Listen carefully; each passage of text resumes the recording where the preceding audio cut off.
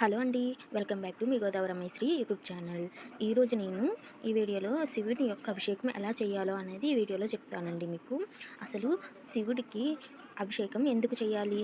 శివుడికి పంచామృతాలతో అభిషేకం ఎందుకు చేస్తారు? అసలు పంచామృతం అంటే ఏమిటి అనేది ఈ వీడియోలో అయితే మీకు నేను చెప్పబోతున్నాను. ముందుగా మనం శివుడిని పూజ చేసుకోవాలి అని అనుకున్నప్పుడు ఇలా ఒక రాగి ప్లేట్లో శివుని ప్రతిమను పెట్టుకోవాలండి.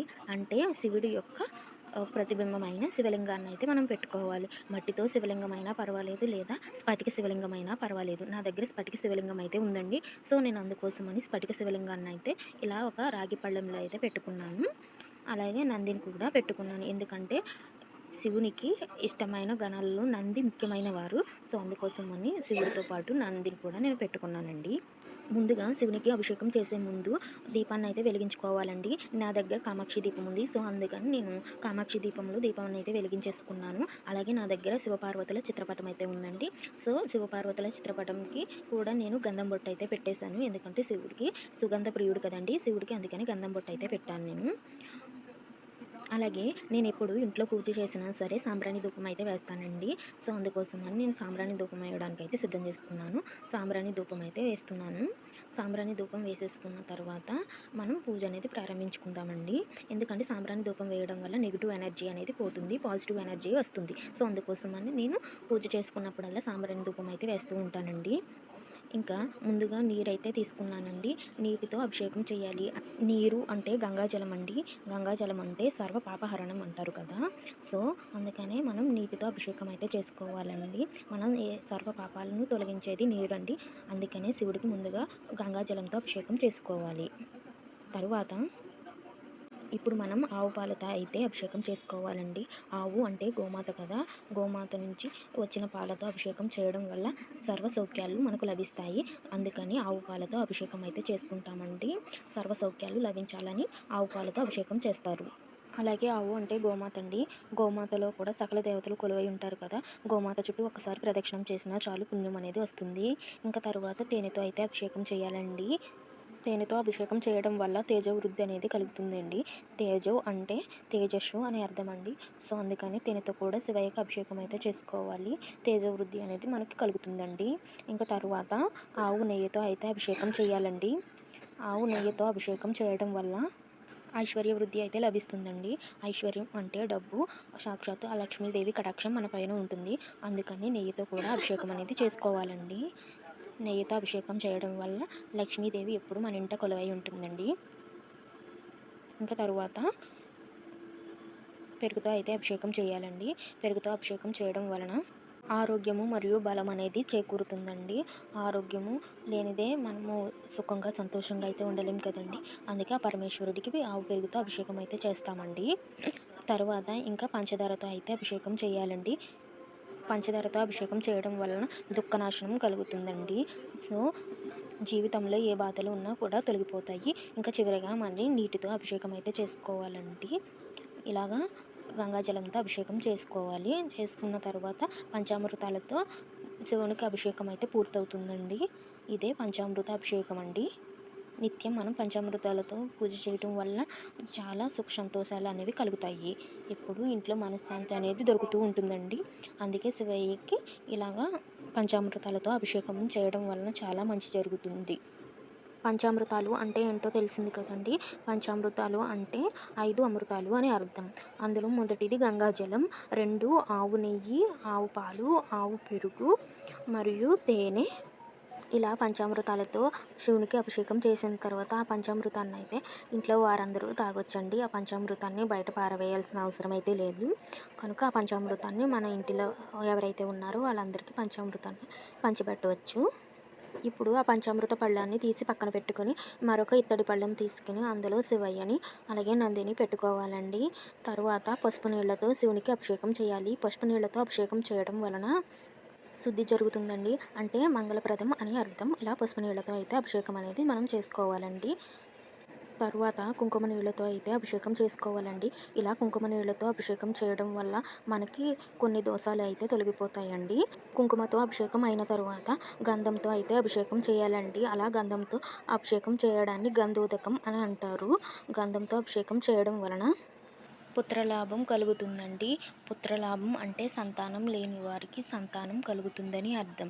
ఇలా గంధంతో అభిషేకం చేయడం వల్ల సంతాన ప్రాప్తితో పాటు శివుడికి గంధం అంటే ఇష్టమండి. అందుకని గంధం బొట్టు పెడతాం మనం కుంకానికి బదులుగా. తర్వాత ఇంకా మంచినీళ్ళు అయితే తీసుకొని గంగాజలంతో అభిషేకం అయితే చేసుకోవాలండి. ఇలా శివుడికి గంగాజలంతో అభిషేకం అయితే చేసుకుంటాము. గంగాజలంతో కూడా అభిషేకం పూర్తయిపోయిన తర్వాత మనము ఆ శివుడిని అలాగే నందిని తీసి పక్కన పెట్టుకొని ఆ అభిషేకం నీళ్ళు అయితే ఉన్నాయి కదా వాటిని మొక్కలకైతే వేయాలండి. మొక్కలకు వేయడానికి మీరు పూజ గదిలోంచి మధ్యలోంచి వెళ్ళాల్సిన అవసరం అయితే లేదు. మీరు వేరే ఒక గిన్నెలో కానీ లేదా ఇంకొక పాత్రలో కానీ ఆ నీటిని అయితే వేసుకొని తర్వాత పూజ అయిన తర్వాత మీరు మొక్కలకైతే వేసుకోవచ్చండి. పళ్ళెంలో అభిషేకించిన నీళ్ళను మనం వేరొక గిన్నెలో కానీ లేదా పాత్రలో కానీ తీసుకున్న తర్వాత మరొకసారి ఆ ఇత్తడి పళ్ళెం అయితే ఉంటుంది కదా ఆ పళ్ళాన్ని మరొకసారి శుభ్రం చేసుకుని అంటే నీట్గా ఒకసారి కడుక్కొని మళ్ళీ ఆ పళ్ళెంలో శివుడిని అలాగే నందిని కూడా పెట్టుకోవాలండి. పెట్టుకొని మనం పూజ అయితే చేసుకోవాలి. సో నేను ఇలాగా పళ్ళెంని అయితే శుభ్రం చేసుకుని శివయ్యని అలాగే నందిని కూడా పెట్టేసుకున్నాను. ఇప్పుడు మనం శివుడికి ఎంతో ఇష్టమైన గంధంతో అయితే బొట్టు పెట్టుకోవాలండి. శివుడికి ఎంతో ఇష్టమైన గంధం బొట్టు అయితే పెట్టేసుకున్నాము. అలాగే నందికి కూడా గంధం బొట్టు అయితే పెట్టాలండి. ఇలా గంధం బొట్టు పెట్టిన తర్వాత కొంచెం కుంకుమ తీసుకుని శివుడికి కొంచెం కుంకుమ బొట్టు అయితే పెట్టుకోవాలండి. నేను కుంకుమ బొట్టు కూడా పెట్టేశాను. శివుడికి మరియు నందికి కూడా కుంకుమ బొట్టు అనేది పెట్టాలి. సో నేను శివుడికి మరియు నందికి కుంకుమ బొట్టు అయితే పెట్టేసుకున్నానండి.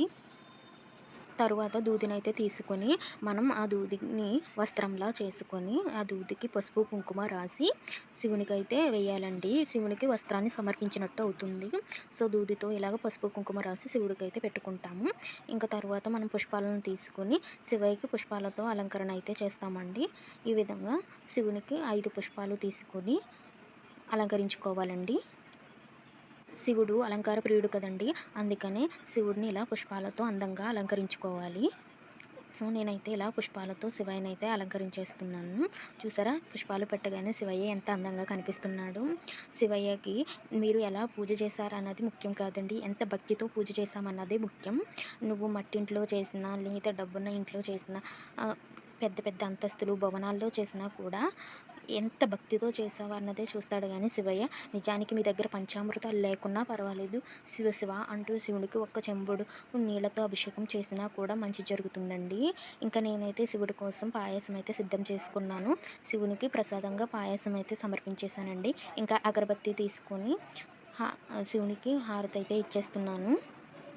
ఇలా అగరబత్తి తీసుకొని హారతి ఇచ్చేసిన తర్వాత ఆ అగరబత్తులను ఇలా మనం పక్కన పెట్టుకోవాలండి. శివపార్వతుల చిత్రపటం అయితే ఉంది కదండి.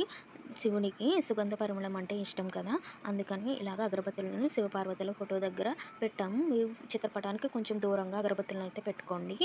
తర్వాత శివునికి హారతి అయితే ఇవ్వాలి కదా, 2 హారతి కర్పూరం బిళ్ళలు ఏర్పాటు చేసుకుని ఒక చేతితో గంట కొడుతూ ఒక చేతితో శివుడికి హారతి ఇవ్వండి. శివుడికి మరియు శివుని చిత్రపటానికి కూడా హారతి ఇవ్వండి. ఒకవేళ శివుడి చిత్రపటం లేకపోతే శివయ్యకి హారతి ఇచ్చినా సరిపోతుంది. సో ఇలాగా మీరు హారతి అయితే ఇచ్చేయాలండి. హారతి ఇచ్చిన తర్వాత మీ ఇంట్లో వాళ్ళకి కూడా హారతి ఇవ్వాలి. ఇంట్లో వాళ్ళు హారతి తీసుకున్న తర్వాత మీరు కూడా హారతి తీసుకోవాలండి. హారతి తీసుకున్నప్పుడే మనకి పూజా ప్రతిఫలం అనేది దక్కుతుంది. సో అందుకని హారతి తీసుకోవడం అయితే మర్చిపోవద్దు. సో ఇప్పుడు కూడా హారతి అనేది తీసుకోవాలండి. అలాగే ఒక పుష్పంతో లేదా ఒక తమలపాకుతో అయినా సరే శివుని హారతి ఇచ్చిన దగ్గర 2 చుక్కల నీళ్ళు అయితే వేయాలండి. వేసిన తర్వాత ఆ శివుని నామం జపిస్తూ మీ మనసులో ఉన్న కోరికనైతే చెప్పుకోండి. మీ మనసులో ఉన్న కోరికని చెప్పుకున్న తర్వాత పూజ అయితే కంప్లీట్ అయ్యిందండి. నా దగ్గర కాశీ మిరియాలు మరియు మరమరాలు అయితే ఉన్నాయి. వాటిని కూడా నేను శివయ్యకి అయితే పెట్టేశాను. మీకు మీ కుటుంబ సభ్యులు అందరికీ మంచి జరగాలని ఆ శివయ్యని మనస్ఫూర్తిగా కోరుకుంటున్నాను. సర్వేజన సుఖినో భవంతు. వీలైతే మన ఛానల్ని లైక్ చేసి సబ్స్క్రైబ్ చేయండి. ఇలాంటి మంచి వీడియోస్ కోసం మన ఛానల్ ఫాలో అవ్వండి.